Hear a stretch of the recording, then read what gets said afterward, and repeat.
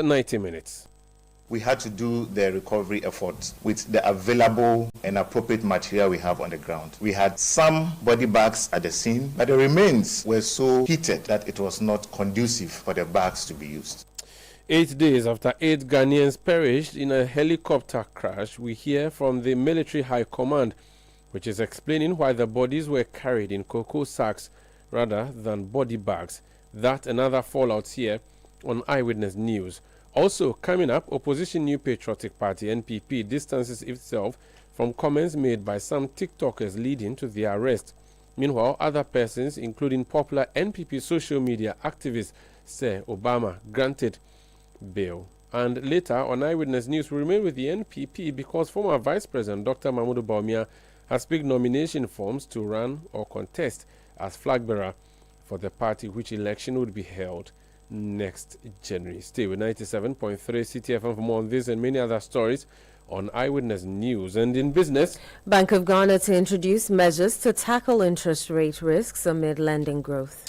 That's in 50 minutes from the Citi Business Desk. Eyewitness News is live across Ghana on a host of affiliate stations, including Premier 100.5 FM, Beach 105.5 FM, Greener 95.9 FM, Hames Radio 106.5, Orange FM 107.9, Akpini Radio 96.7, Heritage 107.3 FM, Dasuma 99.1 FM, Word FM 88.3, West Link 88.1 FM, and Eagle FM 94.1.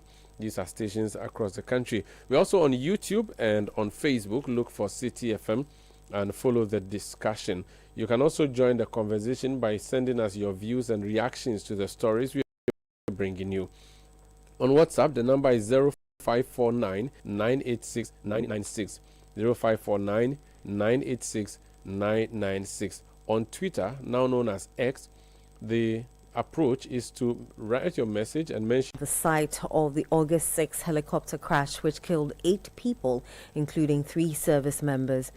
GAF came under heavy criticism after videos surfaced showing the victims' remains being transported in sacks rather than body bags. Addressing the media, the Chief of Defense Staff, Lieutenant General William Ejapong, explained that the body bags were available at the scene but could not be used due to the condition of the bodies and the circumstances at the time, prompting the use of sacks instead. This clarification came during a visit by the Ghana Journalists Association to the office of the Chief of Defense Staff to commiserate with the military over the loss of its officers. We had to do the recovery effort with the available and appropriate material we have on the ground. We had some body bags at the scene. What could have happened to the bodies? So the team that was up there assessing the situation decided to use available material they could lay hands on to start to descend the high ground.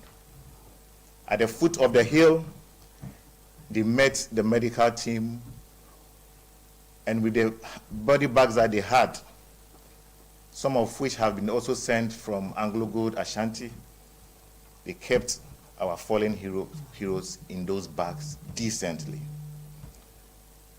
They kept them in ambulances and sent them to Kumasi, where they were kept in coffins and draped in national colors, befitting their status as patriots of this country. He noted that the retrieved black box, which will aid investigations, is awaiting examination by experts and the manufacturers. He added that the recovery operation was the fastest in the history of helicopter crash recoveries in Ghana. Investigations have started. We are about completing the preliminary investigations, and that is what we inform the kind of investigations that we need to undertake. As at this moment, we have retrieved and are keeping the anti-crash recorder. We are waiting on the experts, the manufacturers, and a decision will be taken as to how it will be decoded. If there are any further information that we get which is new from what has happened, we would let you know. But I want to say emphatically that recovering our patriots who lost their lives on that day from that high ground to Accra within 10 hours was something worth noting. Lieutenant General William Ejapong is Chief of Defense Staff. So that's the Ghana Armed Forces defending that particular decision, which is one of the decisions that was criticized by many people following the events. But generally, as a nation, how have we handled this crash, which happened 8 days ago, which involved Minister for Defense and Minister for Environment, a former Minister of State, a Deputy National Security Coordinator, and 3 other members of the Ghana Armed Forces. Patrick Nelson Sogbojo is a retired senior officer of the Ghana Air Force. Numo, you're welcome to Eyewitness News. Yes, come on. Good evening to service listeners. Good evening to you. Nene, we are seeking tonight to ask your view on everything that happened since Wednesday. It was an... Hello, sir. Just 1 second, let me cut off this call. This is Eyewitness News on 97.3 Citi FM, speaking to Nene Sogbojo. He's a retired senior officer of the Ghana Air Force. Hello? Yes, Nene, can You you are hear me? very faint. Can you hear me now? I can hear you now. It's Yes. better, great. We are. It's 8 days since that tragic incident that we saw. In some situations, people say they are very ready for tragedies, and they usually have simulation They exercises. are ready for what? For tragedies when they strike. Yes, yes, yes. Did we, as a nation, look prepared, based on everything we have seen over the past 8 days, for a tragedy of the kind we witnessed in Obuasi? Well, first of all, let me ask, is it the first time that an Air Force plane or an airplane has gone down in Ghana? To the best of my knowledge, Certainly no. not. Mm. I'm saying, is this the first time that the Air Force has gone to this kind of situation with a lost airplane, crash and death? It is not the first time. So there are procedures for the Air Force to follow to get to the bottom. The aircraft flew going to Obuasi. It got lost at a certain time. We managed to see the crash scene. And you've been told that it took the crash or the ground forces almost about 2 to 3 hours to get to the site. That's not anyone can do. You can't go and drop troopers on forest or drop food. We knew the nuclear plane had crashed. And from the height and coming down, I'm opinion that the passengers also died before they even hit the ground. But is it because they have VVIPs on the plane? The Air Force have been flying from time immemorial, all government flights. Why is this you and cry about this very one? Investigation has started. And you've been told that the black boy, because both pilots died. Therefore, no one from outside the aircraft can tell us what really happened. The plane was flying at a height. Why did it drop to hit a summit or hit a tree? The pilot was not sent to go and do a tree-top flight.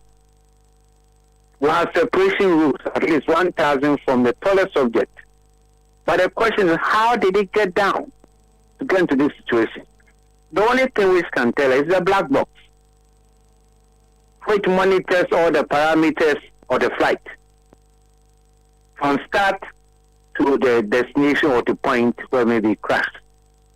And they are standard for all practices. You take the black box to the manufacturer. We don't have the equipment to open it. It is not like a book zipped in a bag that when you open, you start reading. It goes back to the manufacturer who can open it and then decode the messages inside the black box for the information of the operator. So it's not something which is been found, then it will open overnight. You can't do it. It's made of titanium metal. So it has to go back to the manufacturer, and I believe that's exactly what the minister said. It will go there and they will open and then they will decode what is inside. I think the only thing I can say to Ghanaians, be patient. Let them be patient and let the results come up. Because even in the United States recently, a helicopter and an airliner crashed, killing 78 people. It took them almost about 2 minutes for them to become public. This is why they have all the gadgets. Indian crash in India. Boeing was asking for the black box. Then said, no, come and do it here. So either the Chinese came, open it here, or we sell it to them. And I think they took the best option. Let's just take the box there and open it and tell us what happened. Whatever anybody saw the helicopter doing outside, it's not the cause of the crash. I hope you understand me. I understand you, which means that we may, even though we have a lot of questions, the answers will take time to come and we have to be patient, like you said. What questions do you have? A plane is flying and they come down all the time. This one had crashed. What questions are you going to ask? The black box will tell you. What external question are you going to pose to who? To a pilot or to a passenger who are ordered? Okay.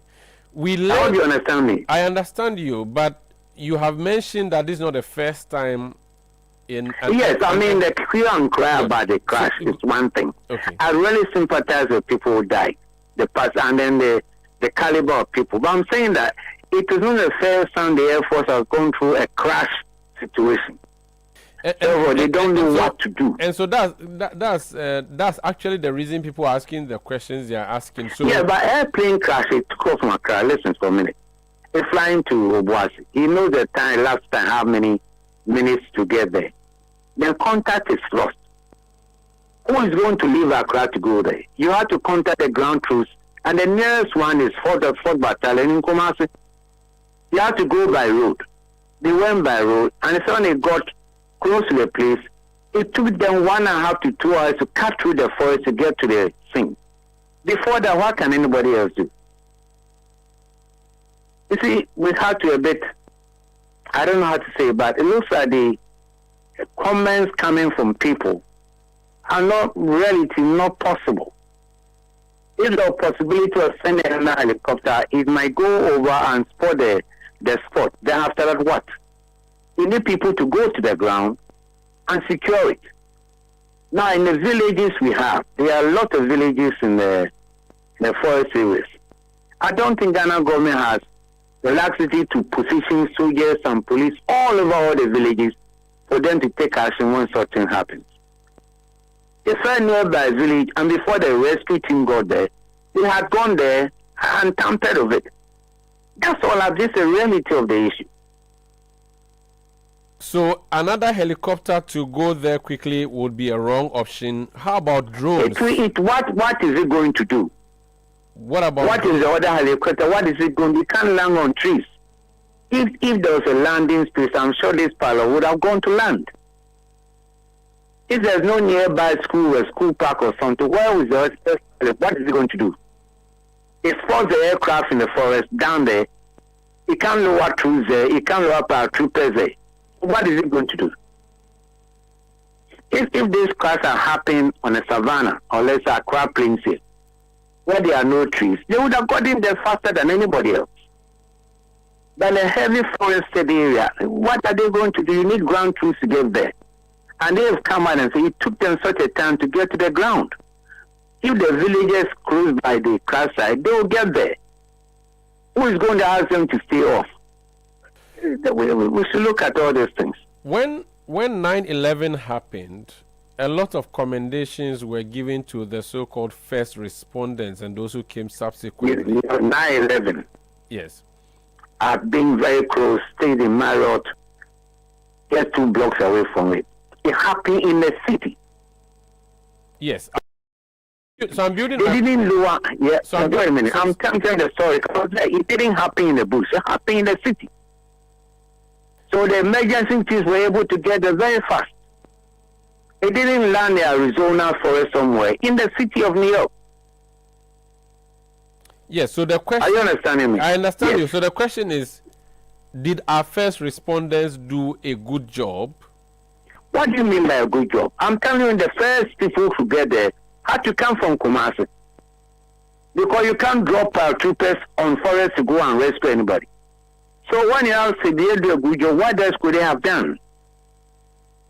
We should rather congratulate them. They got to the site and took 2 hours to help the villagers to cut through the forest to go to the scene. So a good job, I don't know how to answer it. What else could they have done? Okay. Let's talk about the mode of transportation of the persons who died as a result of the crash. That again has been a subject of talk. I am telling you that since the inception of Ghana Air Force 1959, it has been doing all VIP flights for the country. This is not the first time. It's been doing all VIP flights either by helicopter or by fixed wing. The president has been flying a jet. Who minds? It's not the Air Force. So I don't know. I think too many masters in the scene. I'm sorry to say that to you. You know, it's not the first time. Air Force came in 1959. They flew Kwame Nkrumah, they flew Moses. Everybody, VIP flies are meant for the country's Air Force to do it. So they just didn't get up and say, take helicopter and go into Buat. I hope you are with me. I'm with you, sir. The issue about how they were conveyed, the issue of the how were they that's a different matter. Yes, so the armed forces... Let me ask you a question. In that village, they crashed, and I can bet you that I think all of them died before the plane burst into flames. Through impact. Okay? Or in a comatose situation where they couldn't walk away. The villagers saw this thing. Who was to direct the villagers what to do? Who was going to tell them, don't do this, do that? Who was going to tell them? Those who got there 1.5 hours to 2 hours.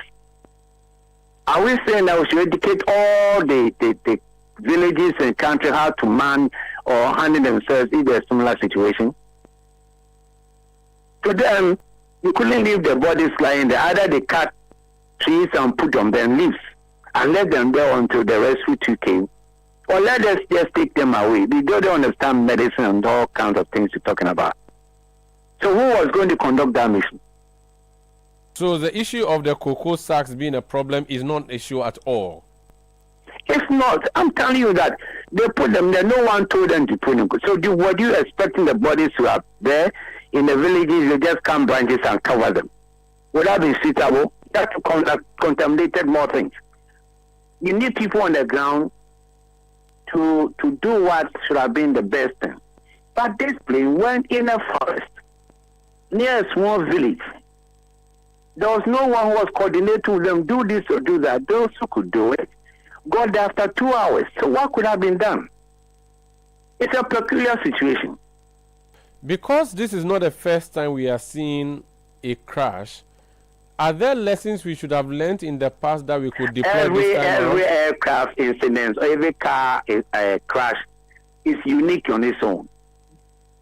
Each one depends how it happened and a lesson to be learned. You can't transfer A to B or C. Let us be patient and get to know the cause of the crash. Because no pilot will take off and say, I'm going to die, commit suicide. They're going to run into a tree or mountain. No pilot will do it. First or second point, no pilot will take an airplane down when the serviceability of the aircraft is not okay. Because he doesn't want to go and die.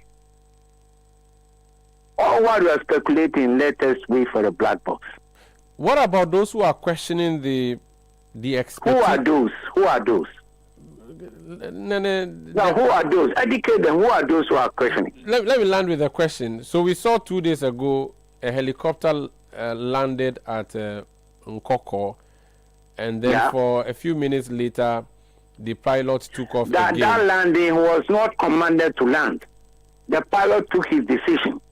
Yes. And there were several instances so that's why people are now questioning. Listen to me. Okay. It depends on the pilot. Decision he will take. Okay? If he thinks that the weather was not working, I've said this pilot is a master green. He can fly in the night, everything. If to him, he could go, we can't question him. The pilot who landed in Koko landed because he wanted the weather to pass suited. And I'm saying this is not the first time Air Force has lost a plane. We had the protocols and procedures. It won't be different from any other accident. It's activated. This thing happened around Obuasi. The best thing the search and rescue is to contact 4 Battalion Command to get there. Because you can't land people by helicopter there. You can't drop anybody there. So the only people who can give assessment are the ground troops. And all these things were done. Assuming that the plane landed near Adan or near Tamale, it's grassland. They would have gotten there. But it landed in forest. What should be the... I hope you're understanding me. I understand you. So what should be the nature of investigation? What should be the key things? Let me just say, this is the first time an Air Force plane is going down. Are we saying that there's a couple of them we lost? There wasn't procedure to find out what happened? What is peculiar about this particular accident? If accidents happen and board of inquiries are instituted to find out the cause, but in this case, both pilots have died. Who is going to tell you what really happened? It sounds like a lost cause. It's not a lost cause. Let's wait for the black box to tell us what was the problem. At the time I started flying, we didn't have black boxes. We had air crashes. But this time, most of aircraft have black boxes.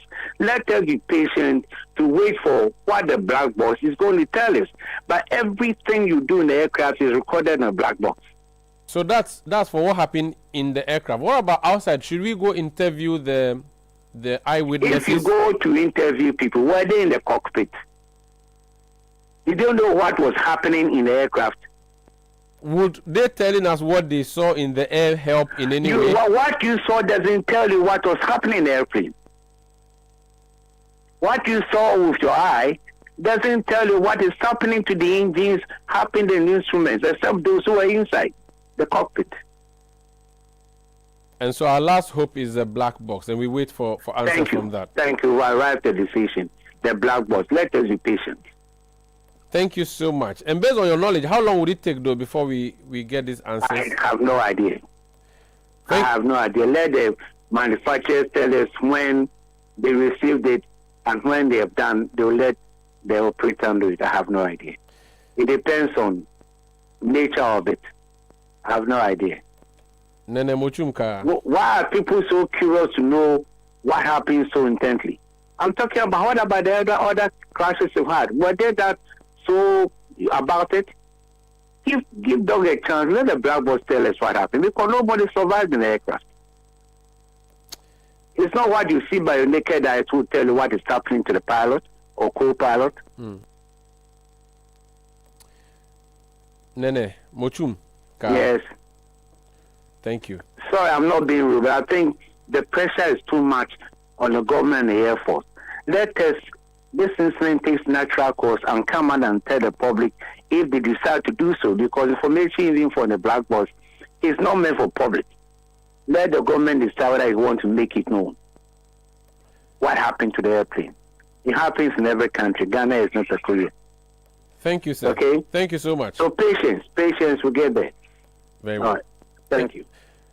That's Nene Patrick Nelson Sogbojo. He's a retired senior officer of the Ghana Air Force. This is Eyewitness News on 97.3 Citi FM. It's 8 days since that crash that we saw, which led to the death of 8 persons, including 2 ministers of state. The Honorable Dr. Amani Boama's deputy has been speaking, and please tell us about that. The Ministry of Defense says the government has sought international collaboration to help investigate the helicopter crash that occurred in Adansia Krofum in the Ashanti region. Last Wednesday, 8 people, including Defense Minister Dr. Edward Omane Boama and Environment Minister Dr. Musala Mohammed, died when the helicopter en route to Obuasi crashed. Addressing chiefs a week after the incident, Deputy Minister of Defense Broja Jemfi said the Ghana Armed Forces remains committed to conducting a thorough investigation. We also want to assure you that the Ghana Armed Forces have already begun investigations into the incident. We have made requests for international collaboration, and we have received positive response in that regard. And so we want to assure you, our chiefs, that nothing will be covered, to be transparent, and the public, Ghanaian public, will know exactly what happened and the cause of this tragic accident. He further called on the media and analysts to be circumspect in their commentary regarding the crash. We also want to caution the media and some analysts who have been churning out misinformation and untruths about this whole incident. All I want to say is that Ghanaians should trust that the ministry and the Ghana Armed Forces are going to be diligent in the investigations and transparent about it. And whatever was the cause will be known to the people of Ghana, and we'll take some lessons out of that. Deputy Minister of Defence Brojat Jemfi. Meanwhile, President of the Greater Accra Regional House of Chiefs, Ni Odaifio Walensi III, is calling for pragmatic measures to end illegal mining in Ghana. If what we heard is true, that they are in the line of their duty, then somebody may ask, what kind of duty that caused them?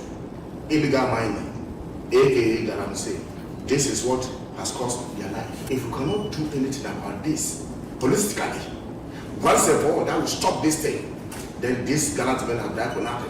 This country should rise up and do whatever possible to stop this galamsey in this country.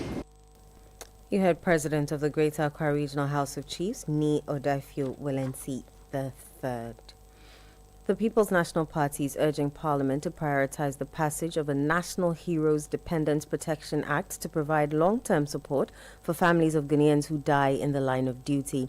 The call follows last week's air crash that claimed 8 lives. In an interview with Citi News, PNP chairperson and leader Janet Asananabla, while commending the president's pledge to establish a fund for the children of the deceased, said the initiative is inadequate and unsustainable, warning it could be depleted, discontinued, or politicized over time.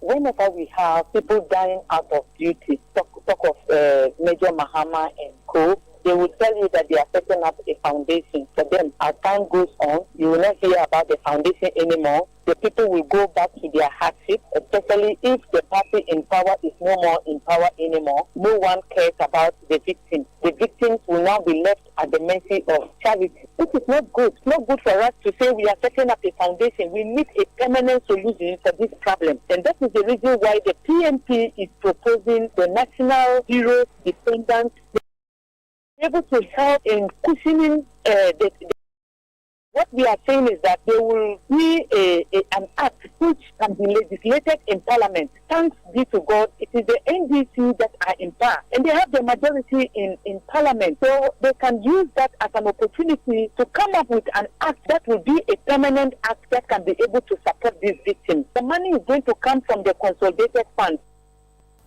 You heard the People's National Party chairperson and leader Janet Asananabla. Let me bring some of the messages that you've been sending through. And Fred says, why didn't the military carry them in the sacks but the villagers? Okay, you've heard in the Sagbojo's explanation there. It took the soldiers 2 hours to get them. ZDN, that's the name of this texter from Tema. It says, the explanation by the defense chief is just an excuse to save their poor handling of the remains of our patriots. They could have still put the remains in the body bags after putting it into the jute sacks. It would have been much more dignifying than what we saw. It's completely unacceptable to have handled the remains in the way they were handled. Abdurazak from Boku says the military should stop exposing themselves further. The remains were hot bodies, not good. Okay, what is it? The remains hot body, not good for body bags. That rather, what I say? Okay, he's trying to say that the remains were too hot for the body bags. So why were they not too hot for the cocoa sacks? What a shame. Okay. Peter Kugre from Tema says, I think the military should not have allowed the media to have access to the recovery process or recovering process. At least it would have given the departed some dignity. This person's name is We the People from Oyarifa. Says, so why were appropriate bags not available? In what circumstance would they have used the bags they had? Well, you have the explanation from the CDS.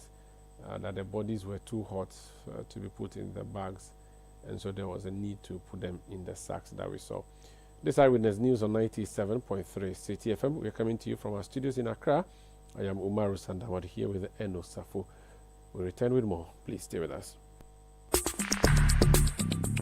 Let your voice be heard on Eyewitness News on Facebook at facebook.com/Citi97.3, Twitter at twitter.com/Citi973, and Instagram at instagram.com/Citi973 with the hashtag Eyewitness News.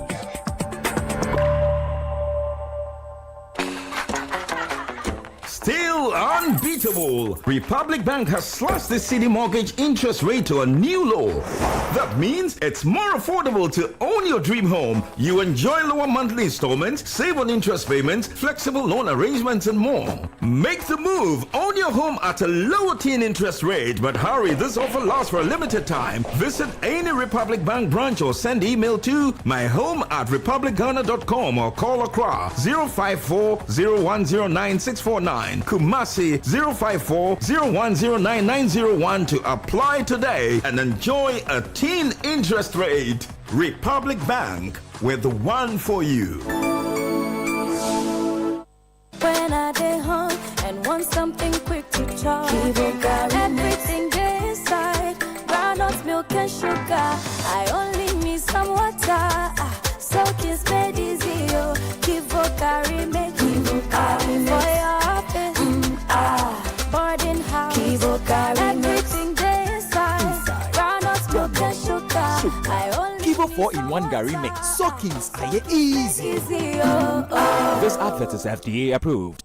Oh, jump on now. Go, Google me. I want time where you can't park where I don't hear the sound of your car. Why you buy new car? No, I not change my car. It be the same right. It be the fuel way I change. Way one shouts it. Ever since I started using the all-new Excellium Premium Fuel, fortified with 3-in-1 action. Oh, Joe, now my car they run like electric car. No, it's so. This is the type of fuel where they want to. Because now engine they cost. Where they want for way if I buy it, it go protect my engine. And with the small way I buy, I go drive, sir. Absolutely. It's like strapping a turbocharger to your engine and giving it a protector. And what they boss my mind self be the 3-in-1 action, no? Excellium they prevent up to 99% of deposit. It be anti-wear, some be anti-corrosion. One pair way now open there. Hey, so where can I find this magical fuel? Just head over to any Total Energy service station and your car will thank you. Hey, then make a finish Magobe fast, then rush go Total Energies. My friend, but why you hand the Magobe inside? I give you info. Make a feel the gobe too small. The gogo.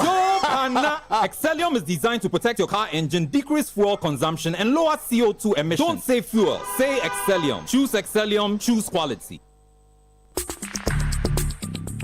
Let your voice be heard on Eyewitness News on Facebook at facebook.com/Citi97.3, Twitter at twitter.com/Citi973, and Instagram at instagram.com/Citi973 with the hashtag Eyewitness News. You're welcome back. This is Eyewitness News on 97.3 Citi FM. And what else do we have? The New Patriotic Party has distanced itself from social media comments linking President John Dramani Mahama to the August 6 helicopter crash.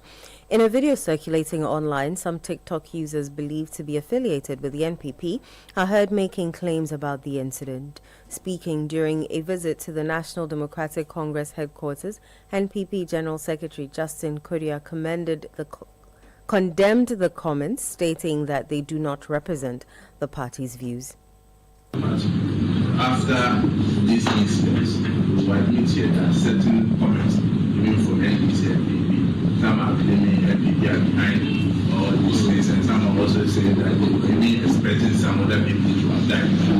These things are not healthy for our democracy. And death is something that even you always say you shouldn't even wish death for your enemy. So, Mr. Chairman, if anything came from our side, I want to, on behalf of our party, apologize to the NEC and to His Excellency President Dramani Mahama. It is not the position of the New Patriotic Party. I will never condone such activity.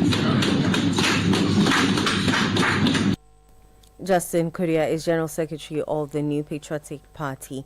An Accra Circuit Court has granted bail to TikTok personality Prince Ofori, popularly known as Fante Comedy, to the sum of 100,000 Ghana cedis with 3 sureties. Thank you. And when that meeting you talked about earlier, I think happened at the NDC headquarters. Salam Mustafa is National Youth Organizer of the New Patriotic Party. Mr. Mustafa, you're welcome to Eyewitness News. Hello, sir. Yes, hello. Good evening. Good evening. Talk to us about this decision to go to the NDC headquarters. Was it simply to apologize? There were other engagements. Was it to go and commiserate with the party? What was the... Because I noticed that high-ranking members of your party went to meet with the NDC executives at the party quarters. Tell us more about that visitation. Thank you very much, Umaru. Indeed, leadership of the New Patriotic Party this afternoon paid a courtesy call on the leadership of the NDC at their headquarters. Basically, the purpose of the visit was to commensurate with them and formally, from party to party, communicate our sincere condolence to them. We had a meeting, and upon several, deliberations, we decided to, show our solidarity in the form of the leadership of the party going to the NDC as well on the monumental loss that they have suffered in the last week. So it is the purpose that we saw the leadership of the NPP today making that visit to the NDC and to further solidarize with the fallen departed heroes that we have been mourning over the past week, and to continue to foster that good working relationship with our brothers and sisters in the NDC. So it was a purposeful visit, and I think that the intention was clean, and the visit went well. We were well received by the leadership of the NDC as well, and the conversations have been very rich. So if you ask the purpose, this is in summary the basic motive behind the visit to the NDC today. You carried with you also an apology. What was the apology for and about? I am not sure we carried an apology to the NDC. No, there was no discussion of an apology. We went to commensurate with them, solidarize, empathize, sympathize with them. In the course of conversations, issues came up. And of course, as a party, we stated our stance that we do not condone certain kind of language. Especially in the last few hours, a lot has happened with regards to some of our members and some remarks, comments that have, taken center stage within the security system of the country, that I'm just leaving the court premises that we have been dealing with the whole day. So issues of that nature came up, and we made it clear that we do not ascribe to such. So it was not an apology visit, to the NDC. That was not the purpose of the visit, but it was to, and condole, the NDC. Okay. Were there any messages of apology or retraction in relation to the by-election in Tamale Central and Akwetia at any point during your discussions? I wasn't in the meeting. I was at the court premises. But from what I am aware, as discussed at the leadership level of the MPP, we did not go to discuss Tamale Central and Akwetia. It was not part of the terms of the visit. Okay. But of course, we have taken a stance that we will not be contesting the by-elections in the Tamale Central Constituency in respect of the former MP and the fallen brother. Personally, I have a personal relationship with the Honorable Mustala. So it sits within the politic that such a decision is taken. So we will communicate our decision to them that this is how we will also, show our, solidarity further, to our visit, that we will not contest this seat. But we did not go because we wanted to have a discussion on Akwitia and Tamale Central. I mean, we don't know when Tamale Central plays, and whether the NDC wants to take part in it or not. It's not in our place to go and talk the NDC out. But purely, the visit had to do with the unfortunate incidents of last week that we lost some good brothers and some military officers, to the helicopter crash. So there was no intention to go on that tangent. Okay, let's talk now about your members who were arrested. You went again to was it CID headquarters or the courts to solidarize with them? Firstly, to the police CID. And then you continue to the court. Yes, and they were taken to court. Do you agree in total with what they said, for which reason, or what they may have done before they were arrested, or you just supported them because they are party members regardless of what they are being charged with? Let me repeat again. The party does not condone, comments that are offensive. But of course, Omar, everybody is entitled to their opinion. If someone doesn't want to condole with a bereaved family, that is their opinion, and let their conscience judge them on an individual basis. But what has happened and why we usually step out to help our members when something happens is, if you like or not, the political persecution inherent. Well, on the 11th of July, there was a rerun of some 90 police stations in the Ablekuma North constituency. Known packs were seen, captured on live video, attacking the Honorable Howard Kumsin and Deputy National Organizer Chris Lloyd. These are known people. They have all been ID'd. The police has not arrested even a single one of them, not even a fly has the police arrested. We find it extremely curious that they would go and arrest unarmed people, harmless young people, whose only crime is that they have made a comment or two deemed unsavory or unsuitable. The stated in one instance that they were brandishing weapons, and they were dangerous weapons, some of them at least. It's a lie.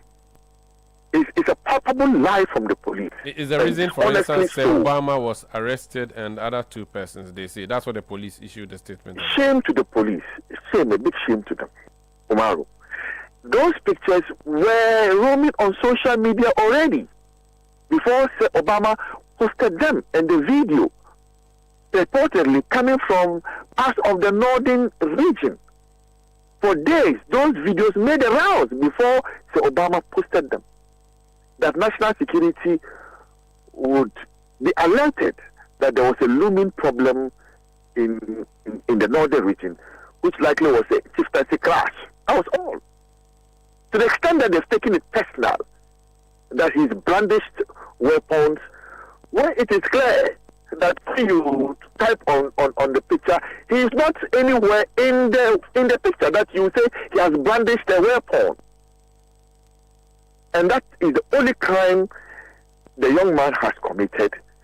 And his home was ransacked, his door broken down, heavily armed people to the teeth pick, as you have seen Obama before, pick the harmless young, gentleman and throw him into, the CID headquarters the whole day that we have been able to secure bail for. Is this the beautiful democracy that we are building? That's what it has been. Have they all been shameless display of hypocrisy? Because people are affiliated to the NPP, they must be hounded, and treated, and precious resources wasted for nothing. That the whole day the police have been up and down, running, errands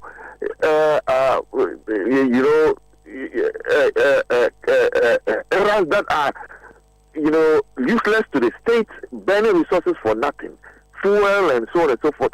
Ajinkwa was picked from all the way in Kumasi and driven to Accra for absolutely, bizarre reasons, just because he works with Wultimi and, as a journalist, had an opinion on matters. That's all. Umar, that's what's going on in this country. Have they all managed to leave the custody they were in based on the bill that was granted them? Have you been able to meet all the sureties that were needed? We are still working on the fulfillment of the bail conditions. Hopefully later tonight, we will try and complete all. If not, I'm sure tomorrow sometime in the morning we will complete the conditions of the bill. Then our brothers and the sister would go home. So far we are grateful to the court. The court has been very magnanimous.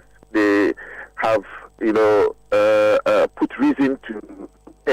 They did not fall for the insensitive and wicked, malicious lies from the police, and have granted bail to these individuals, and we will continue to pursue the case as it rolls out. We will not be cowed into submission. Has any of them come out yet, though? Have you been able to get any of them out based on the bail conditions, or they are all still undergoing the challenge? Or we will complete one or two of them by close of night, but obviously there is a grand scheme to keep Obama for tonight, so I'm sure tomorrow we'll be able to execute all the conditions attached to his bail, and all of them would go home. Okay. And we're not able to take one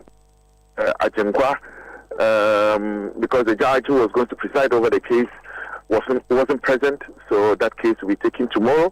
So hopefully by tomorrow we will complete the execution of all the cases that they have brought against our people. But it's very shameful that only NPP people are being prosecuted in this country.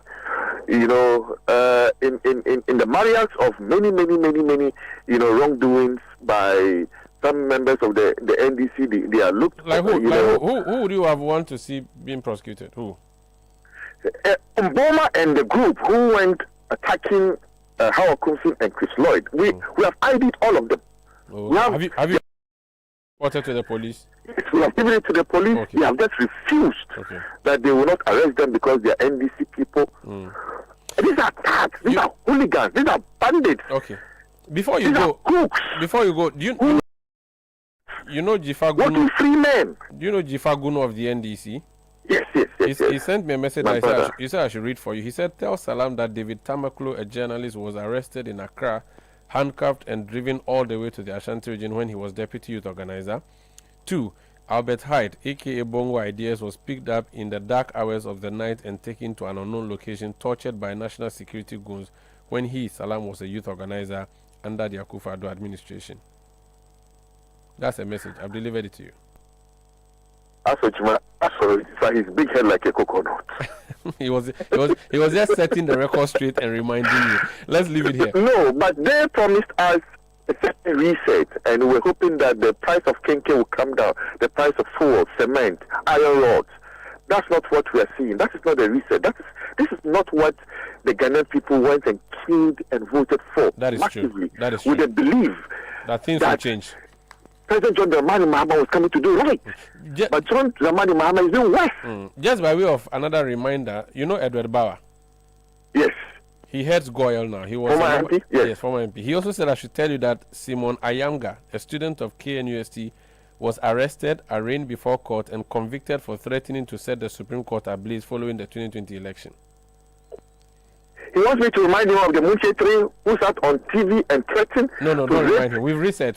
Don't remind him. Let's leave it here. Thank you so much for speaking to us. Thank you very much, Umar. That's Salam, Abdul Salam Mustafa. He's National Youth Organizer of the New Patriotic Party. This is Eyewitness News on 97.3 Citi. If I'm talking about the New Patriotic Party, Dr. Mahmoud Bawumia is in the news. Hello. Yes, a coalition of more than 400 New Patriotic Party youth organizers from constituencies nationwide have picked up nomination forms for Dr. Mahmoud Bawumia ahead of the party's January 2026 presidential primary. The group described Dr. Bawumia as the party's best chance of winning the 2028 general elections. Upon receiving the forms, Dr. Bawumia described the gesture as a significant vote of confidence. The leadership came and requested that they wanted to put their widow's might together and pick my forms for me. I agreed because that was a remarkable vote of confidence in me. And this morning, they have fulfilled that promise they made, and they have picked the forms from the headquarters and have delivered the forms to me today. The youth are a major asset for our party. They represent the future, and they are an asset not only for the party but for the nation. And I want to thank them for this major vote of confidence. I want to say that I am minded to contest for the flag bearership of the New Patriotic Party. He further urged party leaders to conduct the flag-bearer elections with decorum, refraining from insults and focusing on substantive ideas instead. As a party, I admonish everybody, all the aspirants and our supporters, that let us focus on marketing or selling our respective candidates. When we bring down other people, we are bringing down the MPP. Our messages will be taken by our opponents and used against us. I will not, and you will never hear me insulting any candidate. And so, because when this election is over, we have to contest a general election. And if we divide ourselves today, we will have a difficulty in uniting for a general election tomorrow. So let us begin the process with unity and end with unity, because that will bring victory in 2028. Dr. Mahmoud Bawumia is a flag-bearer aspirant for the New Patriotic Party. Eyewitness News. Be there as it happens. Oh, jump on now. Go, Google me. And what time when you come back, we are not hear the sound of your car? Why you buy new car? No, I not change my car. It be the same, right? It be the fuel way I change. Way one shouts it. Ever since I started using the all-new Excellium Premium Fuel, fortified with 3-in-1 action. Oh, Joe, now my car they run like electric car. No, it's so. This is the type of fuel where they want to. Because now engine they cost. Where they want for way if I buy it, it go protect my engine. And with the small way I buy, I go drive, sir. Absolutely. It's like strapping a turbocharger to your engine and giving it a protector. And what they boss my mind self be the 3-in-1 action, no? Excellium they prevent up to 99% of deposit. It be anti-wear, some be anti-corrosion. Won't pay when I open them. Hey, so where can I find this magical fuel? Just head over to any Total Energy service station and your car will thank you. Hey, they make a finish my gobe fast, then rush go Total Energies. My friend, but why your hand my gobe inside? I give you info. Make a fill the gobe too small. Go, the gogo. Excellium is designed to protect your car engine, decrease fuel consumption, and lower CO2 emissions. Don't say fuel, say Excellium. Choose Excellium, choose quality.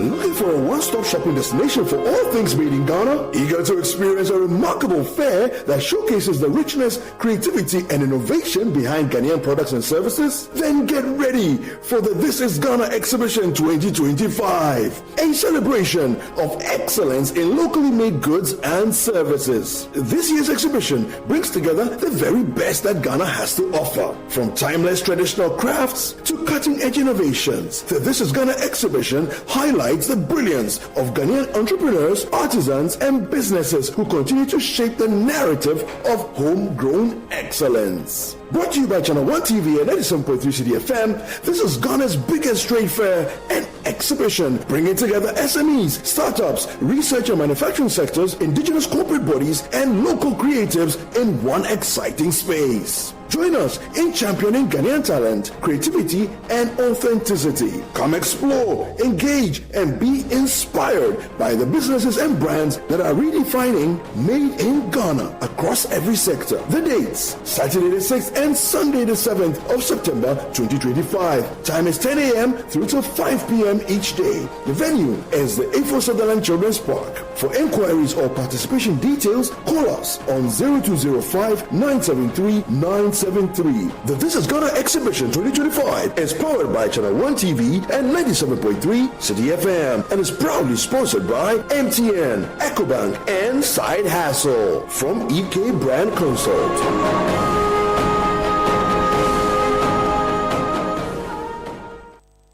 Momo. It has made life happen in lots of good ways. Mr. Kwanzaa, Mr. Insurance claim no. It has put together beautiful weddings. It has filled the bellies of boys at their favorite watchy joint. My guy, stop. Who they chop cancel these days? It has made millions of businesses possible. No. We are back in business. With just a few taps, money moves faster, easier, and safer. Momo understands the weight of your trust in us. We continuously enhance security with features like self-paying research to help you protect your money. Momo will only call you with 0244 300,000. No MTN or Momo staff will call or ask for your PIN or one-time password. Do not transfer funds to anyone whose identity you have not verified. Do not approve any prompts you have not initiated. Momo, still Wunsaka.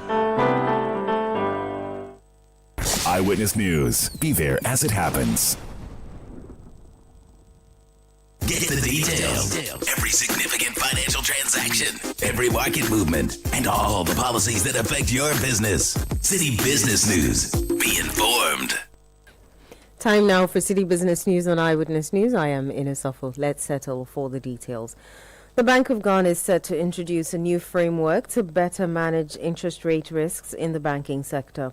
Governor Dr. Johnson Asiama says the initiative will enable early detection of vulnerabilities and the implementation of safeguards as credit access expands following recent cuts to the policy and lending rates. Speaking at the opening of a meeting with heads of banks, Dr. Johnson Asiama noted that while lower interest rates present new opportunities for businesses and households, the central bank remains committed to ensuring the financial system stays resilient and stable.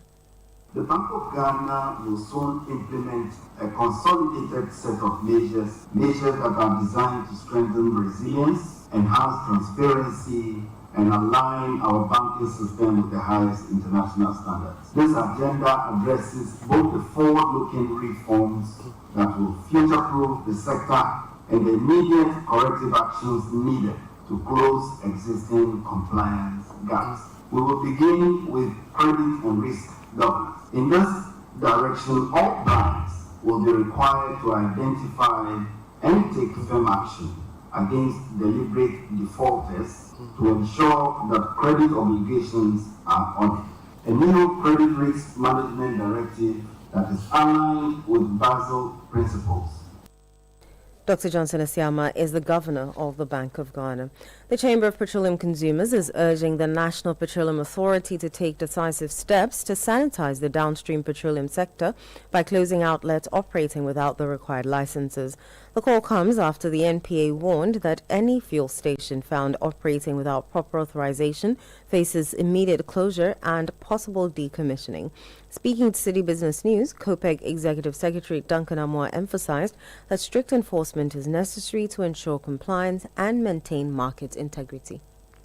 You don't issue warnings. Go out and work. It's not proper that people hold petroleum products when we don't know where their facilities are, what safety protocols have been put in place, what kind of environmental impact assessments are done around where these products are being held. So if you allow just anybody at all to handle or store petroleum products or transmit, sell, or engage in the business of petroleum without having to verify all these, you are simply endangering the public. And I expect the NPA to go out there and work towards cleaning whatever mess that may exist rather than issuing warnings. I don't think that it's time for warnings. It's time to act. Duncan Amoah is Executive Secretary of COPEC. Petrotrust has reported a solid financial performance for 2024, with both its Tier 2 and Tier 3 pension schemes recording double-digit growth.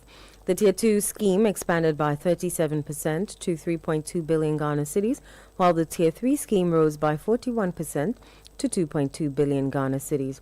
Addressing journalists after the company's annual general meeting, Head of Portfolio Management and Operations Yvonne Buliga said the strong showing was as the result of disciplined investment decisions and strategic diversification.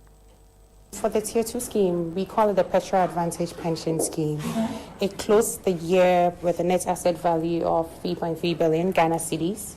It grew by an amount of 894 million Ghana cedis during the calendar year 2024. That represented a 37% increase from the previous year's net asset value. So for the Tier 3 scheme, we closed the year with a net asset value of 2.2 billion Ghana cedis.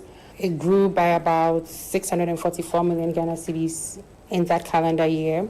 In terms of investments for the Tier 3, i.e. the Petro Opportunity Pension Scheme, we remain compliant throughout the year in accordance with the investment guidelines prescribed by the regulator, and we also remain compliant with the global reporting standards. You heard Head of Portfolio Management and Operations at Petrotrust, Yvonne Buliga. The Head of Retail Business at Petrotrust, Seth Kumsin, outlined some of the solutions the company is offering to meet customer demands. We have a range of services or solutions. We have the Easy Loan solution that basically allows scheme members to leverage their investments with us to access affordable credits or loans reasonably priced. Then we have the Easy Homes, which is our most exciting product right now, basically allowing scheme members to be able to own homes. We are working with trusted partners, reputable developers, and financing partners to make sure that we are able to walk as many of our scheme members as possible through their home ownership journey. That was the Head of Retail Business at Petrotrust, Seth Kumsin. That's all for City Business News on Eyewitness News. I am Eno Safo. Up next is Points Blank. Eyewitness News. Be there as it happens. For me, I be truck driver. I dey road top before most people go come up for them house. For me, energy be purpose. I'm a working mom. I drop my kids at school and head straight to the office. The car, the fuel, it keeps our day in motion. For me, energy is support. At Misa Energy, formerly Engine Ghana, we keep Ghana moving no matter where they're headed to. For us, energy is progress. Energy is possibility. Energy is innovation. Misa Energy, fueling your dreams, putting you first. Visit your nearest Misa station today. Are you feeling tired after a hard day's work? Have you lost your appetite even for your favorite dish? Viral Blood Tonic is a nutritionally balanced, pleasant-tasting tonic fortified with iron and vitamins to boost your appetite and energy levels for high performance. Viral Blood Tonic, easy to take and good for the family. Viral from Danex Iting Starwin PLC. If symptoms persist after 48 hours, consult a physician. This advert is FDA approved. If you know these sounds, You didn't just live through the 90s, you lived the experience. Back then, connection took minutes. Today, it takes a blink. You express yourself with memes. You hold video calls across continents. You say hey to an AI who responds, "Hello, Kwame." You order rides, dinner, and dreams all from the palm of your hand. A lot has changed, so have we. For over 3 decades, EcoBank has evolved with you, leading digital banking in Ghana and across 33 African countries, pioneering solutions built around how you live, move, and dream today. From our express points to EcoBank Pay, online banking, and the mobile app, we are where you are. Here for today, ready for tomorrow. Now, that's change. Powered by EcoBank. EcoBank, a better way to bank your way. EcoBank, the Pan-African Bank. Let your voice be heard on Eyewitness News on Facebook at facebook.com/Citi97.3, Twitter at twitter.com/Citi973, and Instagram at instagram.com/Citi973 with the hashtag Eyewitness News.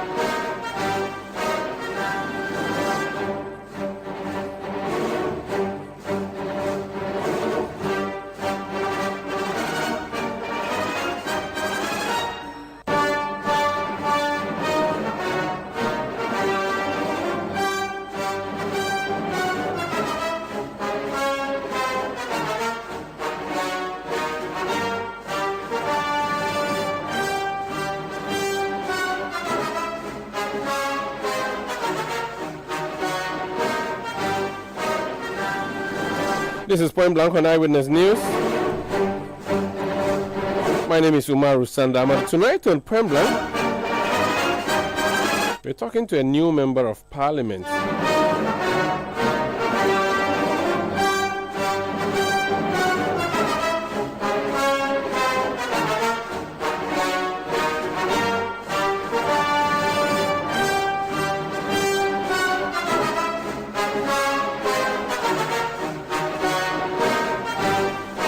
My guest represents the people of Menchia North, yes,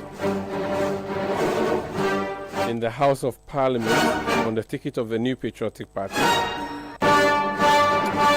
Honorable Kwesi Kwenedu. Should I mention the A or I should just leave it as the A is very important. So Kwesi Kwenedu. Kwesi Kwenedu, yes. How are you, sir? Oh, Mara, I'm doing very well. Welcome to Point Blank. Thank you very much. Looking good. Omar, so are you? It's like there's no stress at all in your head at all. You are fine. Yeah. Omar, you must find a way to deal with stress. I mean, the job and the game in which we are contains a lot of stress, and lately we are under a bit of stress, psychologically and everything. But you must find a way to deal with those stress. Yeah, the Parliament one especially, you have to be careful and try and see your doctor regularly. Try and do your checkup. This is me advising as if I've been an MP before. I have not been, but this is just me. Aggregating all the information from MPs, you just have I know you've been dealing with a lot of members of parliament, and you've been in this game for a very long time, so you appreciate some of these things. It's a tough call, but we have to do it. Sometimes you want to question why you even want to go to parliament, but especially if you look at the clinics you have to run, the NOCOFIO you have to share. It's not easy. Anyway, you're welcome. Hope everything is well. Everything is well. So second term. Yes, second term. Congratulations on your election. Thank you. Because in 2024, NDC entered your region gidi. So no region, no constituency was spared. No constituency was spared, yes. Yes. How well did the NDC do in Menchia North? Because see, in the past, when constituency results come like Bantama and Menchia, you expect that actually the results should be big for the MPP. Menchia has been divided to north and south. Yes. So south being Napo, who has not run again, and now you being north. How big a deal or how big a threat is the NDC? Because Menchia is like the heart of Kumasi and the heart of your stronghold. Umaru, from the last election of 2020 and 2024, I mean, the votes of the NDC had been stagnant. Oh, okay. Yes, they had about 16,300 and so in the last election. And in the current election, they reduced by 128 votes. Oh, okay. Yes, in their vote, they reduced by 128 votes when you're talking about the actual vote count. However, our vote dipped, just as the national votes dipped. In 2024? Yeah, in 2024. We dipped in the presidential about 9,987 votes. That's big. Yeah, that's big. Yeah, from 34,000. So let's say in 2020 you had around what? Around 36,000. For presidential? Yeah, for presidential. In 2024 you had 20 something? Yeah, about 24, 22,000 and something, yeah. So, wow. Yeah, and that was a difference of about 9,987. And for parliamentary? And for parliamentary, just around the same figure. Just around the same figure, yes. Wow. So we had a shortfall of, in actual sense, a shortfall of about 10,000 votes from 2020 elections coming into 2024 elections. I mean, it was a nationwide problem. Your people were really angry with you. Omar, not necessarily them being angry, but I mean, there are certain expectations probably they were thinking of seeing that they probably did not see. So they felt they would actually not go out to vote. One of the joy I have, regardless of the vote, the reduction in the vote, is that, Omar, should they have gone out to vote against you and the party, that probably would tell you that they are moving away. But when they actually did not go out to vote, they still have a belief in you, a belief in the party. But because the certain expectations were not met at that instant moment, then they will rely by staying back and not wanting to go out there to vote, so that they will show you that we are discontent about certain things that may have gone on.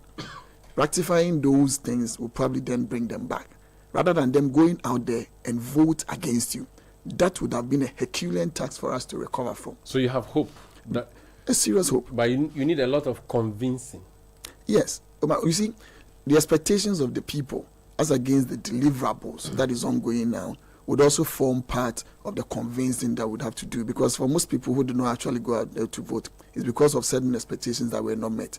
And now, even for those that went out to vote for the current government, they also have a certain expectation. Those expectations will form the basis of comparison in the next election for us. If the NDC fails, and I'm praying they don't, what would happen in 2028? Because you have a group of people who support you who are disappointed in you because you failed, and so they didn't come to vote. Now NDC also doesn't. What happens? Have you been thinking of that? Let me first correct this point.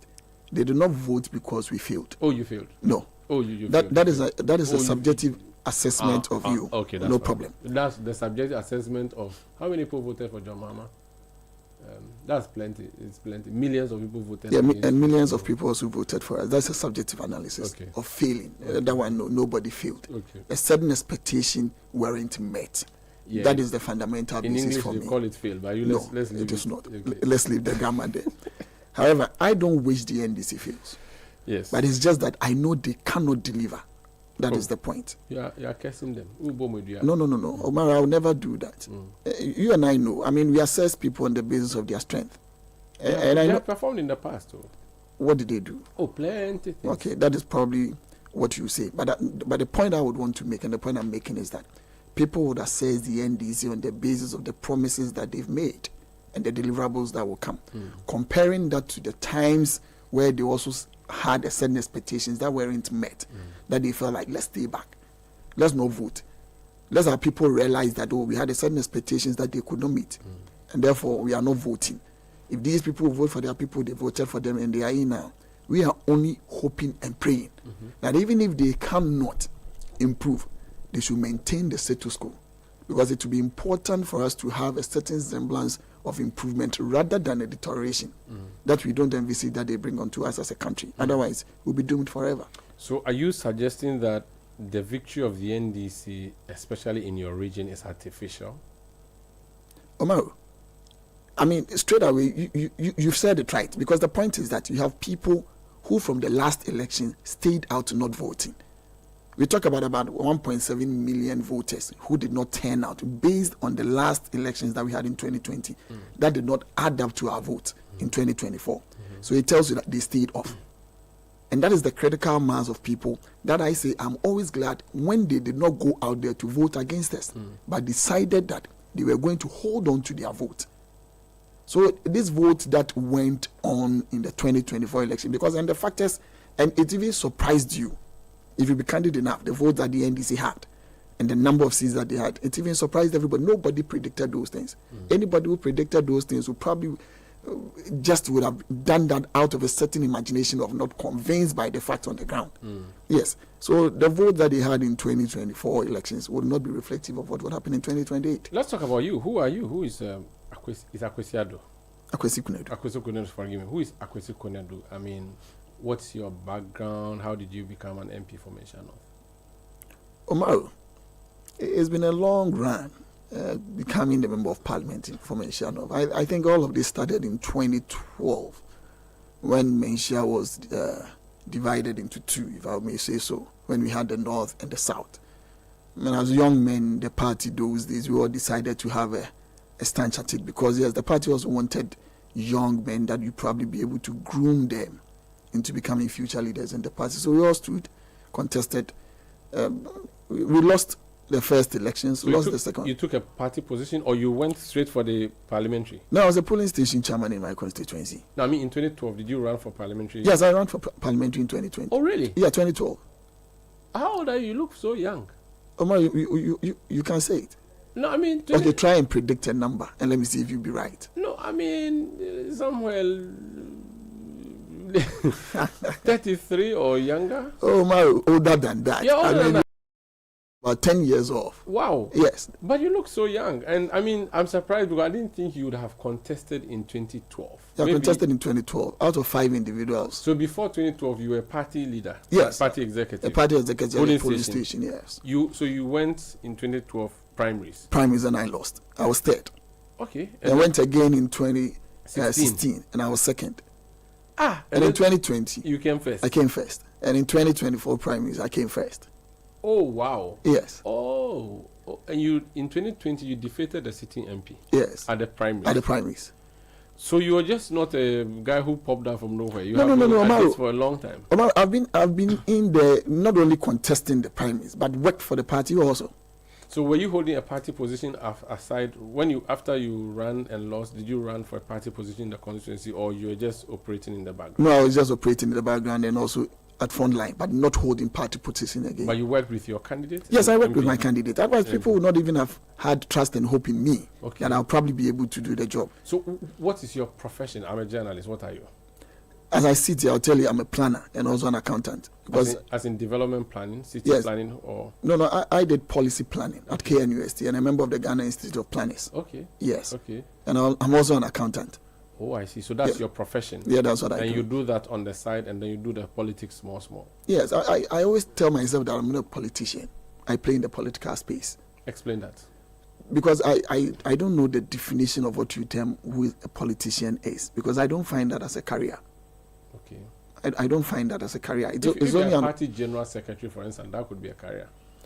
It depends as to who and what the person put the narrative on it. General Mosquito is a career politician. Would that? Probably that would be the person's definition, but I don't define myself as a politician because I don't find politics as a career. Because, for instance, if you go for an election and you lose the elections, what role do you play again in politics? You work again to be elected next time. But that is not a job. That is not a career. No, that's for you. That's your whole life.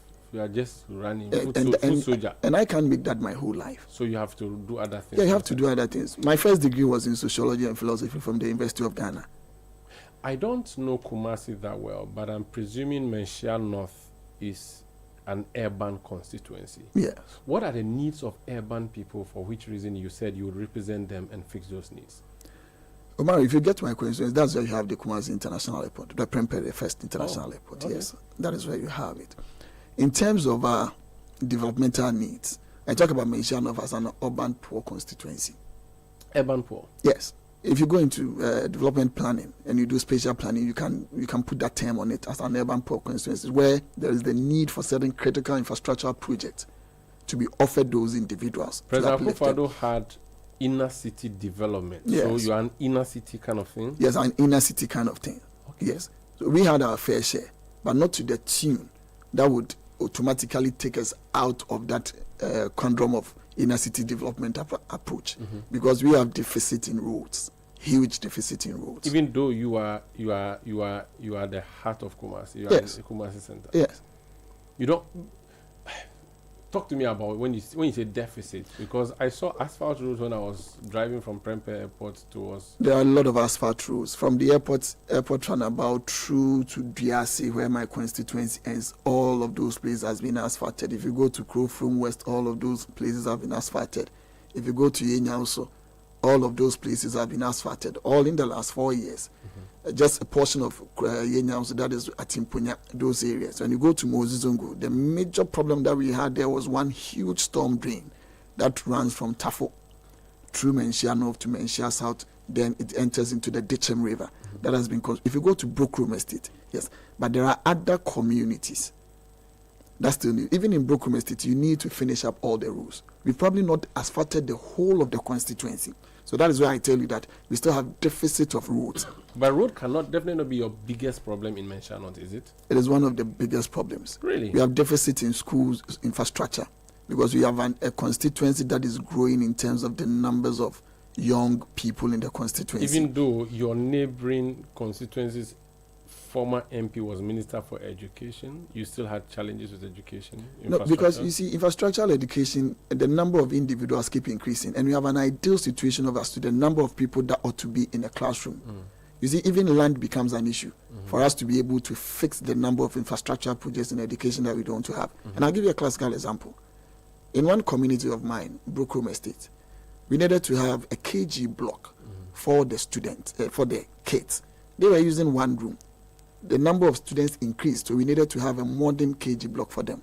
Finding space to even put the block on was a difficulty. So if we hadn't found the space, and thanks to Nana Brukumini, he offered to give us even part of their royal cemetery land to use in building that ultra-modern classroom for them.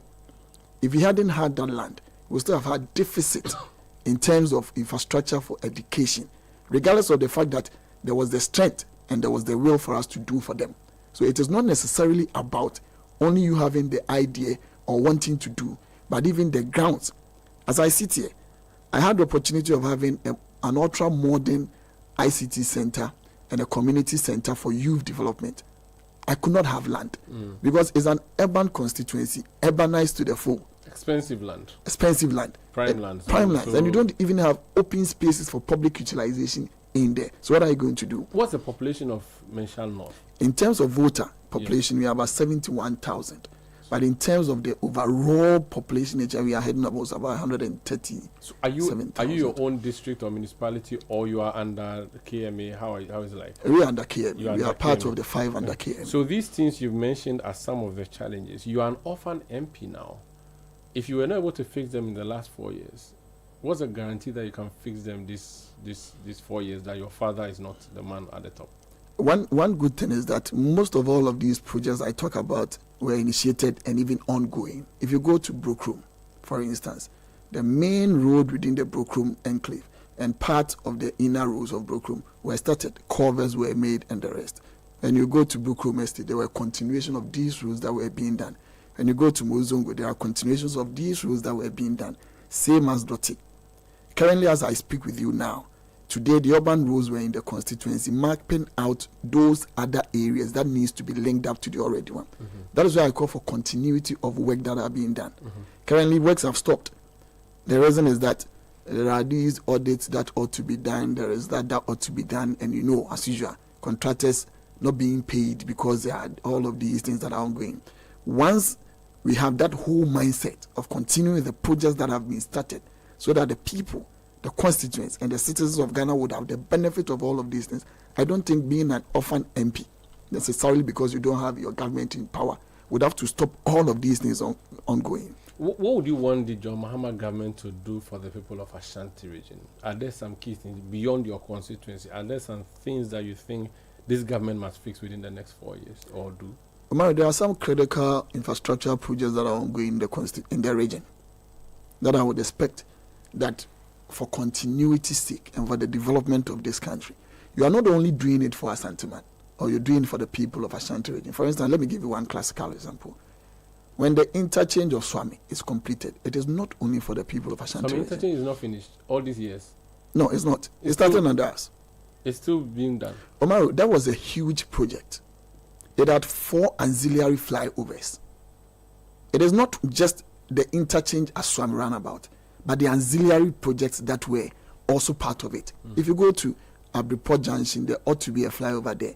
If you go to Anomanji, there is a flyover there. And even come to Crow from traffic light, there ought to have been a flyover there. There were 4 auxiliary flyovers, not the interchange alone. And you see, that area containing the 4-tier interchange, that's where you had the Ghana Water. That is where you had the West Coast Practice Schools. That is the same area that you had a mall being built in there. And all of these things will shape the original design and will call for a redesign of the whole structure, and it will cause delays. Some of these things were the real problems that ought to have first been explained why there were some delays. Currently, work got to a certain point. There are still contractors, Rango, on site doing the job, and I expect that some of these projects are completed, not necessarily for Ashanti region, but for the broader development of this country. Before we go, let's talk briefly about Parliament. You are an MP. Aside your work in the constituency to see to its development, you also have to work in Parliament. What roles have you been given? Which committees are you serving on? How is Parliament treating you generally? Umaru, tough. Yes, because let's be candid. If you have a number that primarily the opposition, the majority finds that we probably can do anything and anything, we don't probably need you. That becomes another huge problem. Not for us, even as the minority or the MPP, but for the country itself. Because Umaru, currently as we speak, every single bill that we passed in the last meeting that we came under certificate of urgency.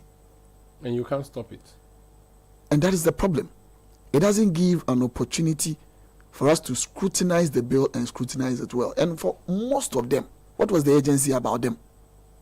The Ghana Medical Trust Fund bill, what was the emergency about it? It's an emergency. People are dying from... You see, the problem that we have is this, Umaru. Assuming that Ghana Medical Trust Fund bill came with its own source of revenue line, then you could have told me it's an emergency that is going to solve. But the bill that is going to take another bill's funding, 20% from the NHIA fund. That's an existing money. So what is the agency about it? No, but you just you are just redirecting. So there is no emergency about that. No, there's an emergency. There is no, because the money is already in a trust fund, a fund that is catering for the same illness that you are talking about, health. So there is no emergency about that. It's not focused. Now you are focusing it. You are focusing it, and you cannot even redirect the orientation of the existing thing unless you go for another institution, set up a whole new bureaucracy. So you are not seeing thoroughness in Parliament as a result? Because of the numbers that they have and because of the approach of non-engagement that they have. And that is the problem. It is not a problem only for the minority. It's not because you guys are being stubborn academy members. You're not plenty. You are always walking out, shouting, attacking, raising placard. Just say you are we a junker in the first place, and you move there. So how will you get food? You see, that is the problem, because you term it as an junker, so you don't have to speak when somebody is acting wrongly, and that is the problem. Speak nicely. You have to learn how to wash your hands. What is nice about asking people not to come under the cover of night and darkness, to bring certificate agencies and to bring bills and motions and pass. Talking about cover of darkness, you guys sit in the night now, right? Yeah, in the afternoons. But you close late? Yeah, you close late, depending as to when. The last time they passed the D-levy bill, that was somewhere around 11 p.m. Wow. Yes, 11 p.m. But you have done some before. When you were passing the E-levy, it was a lot of drama. So it's drama doesn't mean you have to. We had proper and thorough engagement and never came under the cover of darkness. What committees do you serve on? I serve on the Lands and Natural Resources Committee and also on the Public Accounts Committee. I wish I could ask you how the Galamsey fight is going in 30 seconds. If you can tell me, you are from Ashanti region. Are we winning or we are losing that battle? It's getting disastrous. From where you left it off? Yes, it's getting disastrous. Hope no day. You tell me. Immanuel Kofi Boy is doing a good job, he says. Really? Really? They were even going to Obuasi because of Galamsey matters. I wish we don't discuss the unfortunate tragedy of the plane crash. I had colleagues on that. Families have lost their breadwinners on that. A wife has lost the husband on that. And we probably do not even have to worry ourselves so much discussing those matters. Listen, but if you say that the fight is disastrous, what does that mean? If you can just... It means there is no hope. There is nothing that is being done that actually tells me that we would want to win the fight against illegal mining. Because the posturing of this government in opposition and the posturing of this government now currently in administration tells me that there is no hope. Because you see, Omar, we were told when they were in opposition that they can only use any government who is not able to stop illegal mining in 7 days is a useless government. Some judge told us that. Ukujetu and the rest all said these things. Because you hold the power of the state. And now it's 7 months. Now it's 7 months. So how do I describe them? Honorable Akwesi Kwenedo, NPP Member of Parliament, Mensah North, thank you for joining us on Point Blank and wish you all the best. We'll have this conversation again. Thank you very much, Umaru. It's good to speak to you. My name is Umaru Sandamado. I did this with Eno Safo. Production by Kobina Wilson, Beverly London, Juliana Odami Asari, and Manuel Ayama. Technical support from Daniel Squashi. New media support from Emmanuel Owusu. Up next, we bring you a playback of Face to Face. It's a show I do on Channel 1 TV, which airs on Tuesday nights. And tonight, you want to tune in and listen from 7 p.m. to 8. We'll bring you an interview with Ghana's ambassador to South Korea, Kojo Choi. You'd want to enjoy that conversation. Stay tuned in.